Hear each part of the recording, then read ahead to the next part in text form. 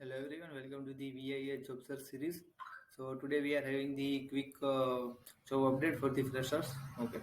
So this is the basically projects that you will be working on as a penetration tester. Okay. The job is coming from the Honeywell company. Job title is the cybersecurity architecture or the engineer.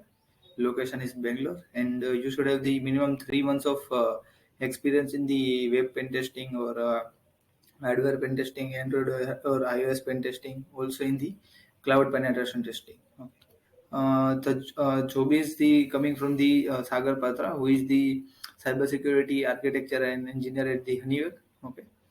So if you are the interested to apply for this particular position, so you can send your resume or contact him on the LinkedIn.